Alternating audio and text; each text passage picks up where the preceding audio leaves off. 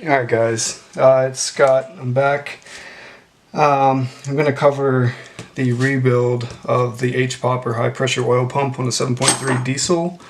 I made another video that's going to be after this that shows the actual rebuild itself. I apologize, it's very blurry. I forgot to focus my camera before filming, but since everything's already done, I'm not going to completely redo it, but I'm going to go over everything you need to complete the H-Pop rebuild for a 7.3 liter diesel. The specific one I'm working on is a 99, actually 99 and a half F250 7.3. But basic tools you're going to need. Alright, so this is a door trim panel puller, and this is to remove the original H-Pop lines. You can get a tool, it's on Amazon for like 11 bucks, but basically you just put it in there and that allows you to remove old high pressure oil lines. I went ahead and bought new ones. I think they seal up a lot better, and so I already went ahead and put on new fittings, but I'll put a link to where I got these off eBay if anyone's interested. Alright, so tools you're going to need, 1 1/8". Alright, so this is going to be for your actual IPR valve right here. Just so you know that in a lot of videos you see guys removing this, they say that you have to remove the IPR to remove the H-Pop from the truck. That's not true at all. I'm living proof that you don't have to, because I didn't do it. Because my socket wasn't deep enough, and you guys are going to find that unless you have a snap-on extended deep well 1 1/8", you're not going to be able to get this off. So it's easier to just take off the pump and then use a wrench to take it off at the end. Alright, so the only thing's holding this H-Pop on is there's a 10mm bolt that's right here beside the IPR, and then there's a 10mm over here on this side as it sits in the motor. On the front, there's actually a 19mm bolt here.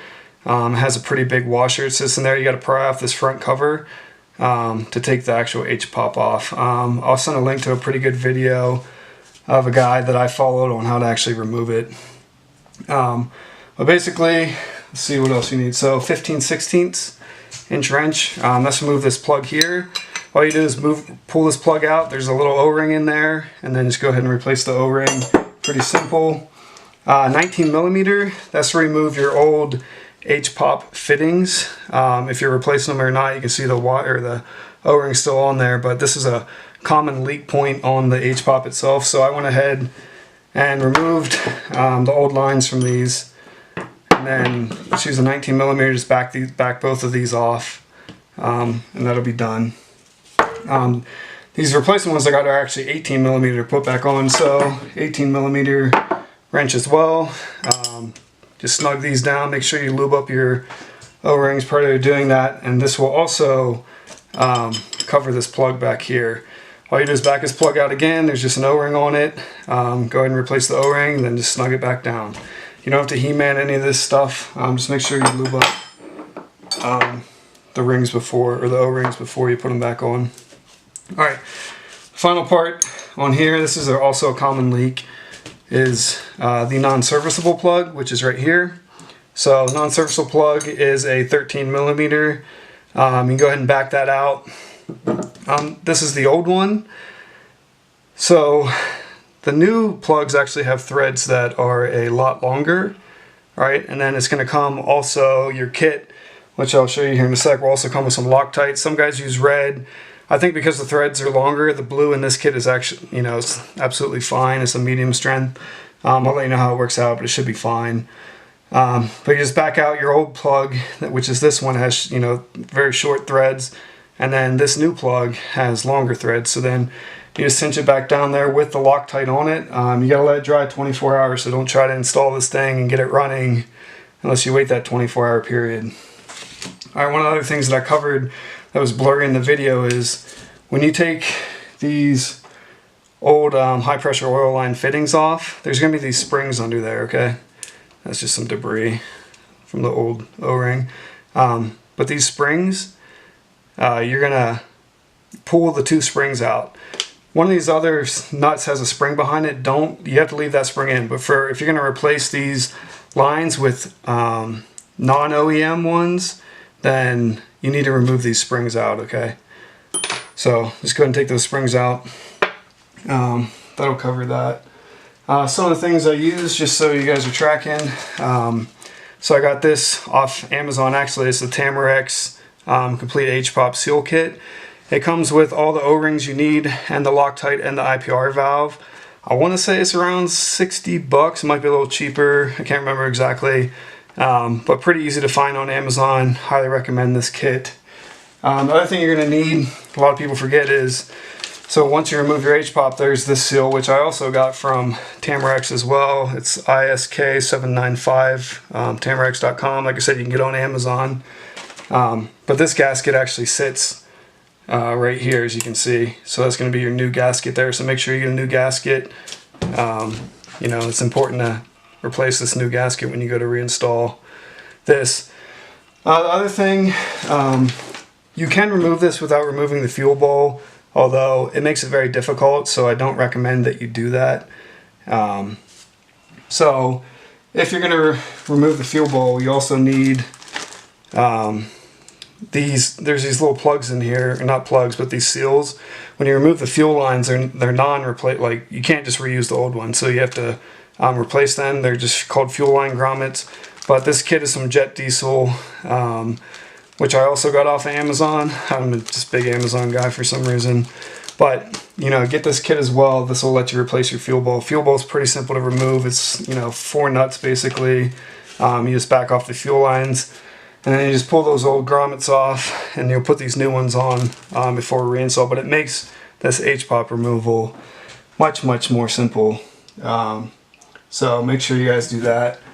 I think that's basically, oh yeah, one more thing you're gonna need. So you'll need a gray RTV. There's actually, to access this 19mm bolt, there's a cover, and you can look in those other YouTube videos on how to remove it. It's just 2 10mm bolts, you pry it off, but to put that cover back on, that protects this area, it just keeps debris out. You're gonna want like a gray silicone to put that back on as well, so you also need that.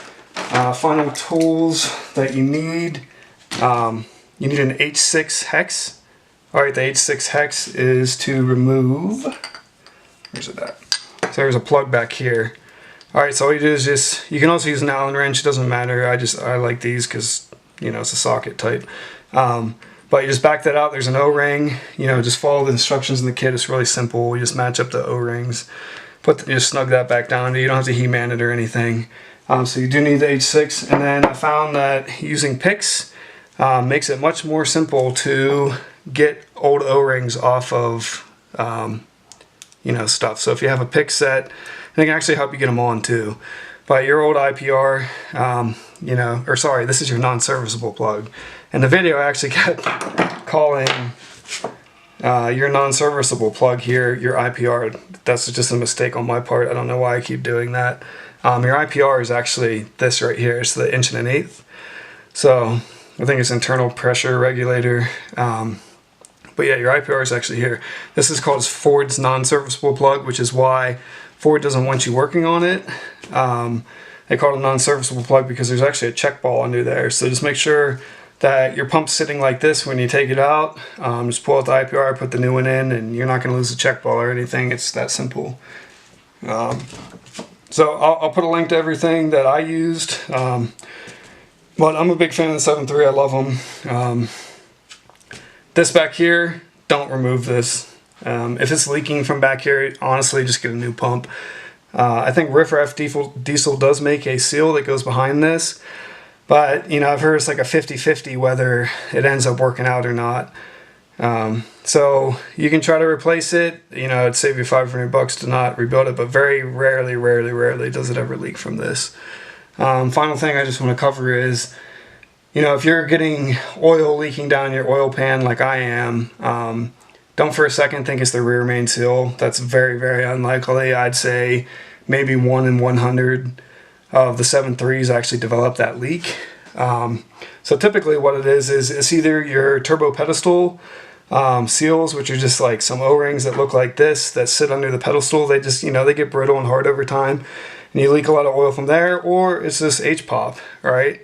You know, that you're leaking from, and it fills up the valley of the actual engine.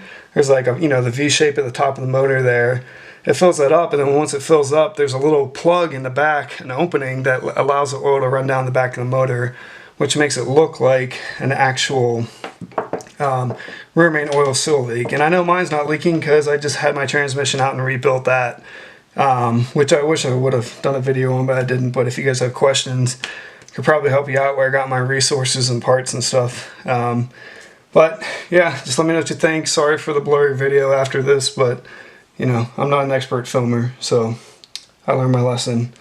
But it's not that hard. I mean, I don't think it took me more than 15 minutes to actually build this thing.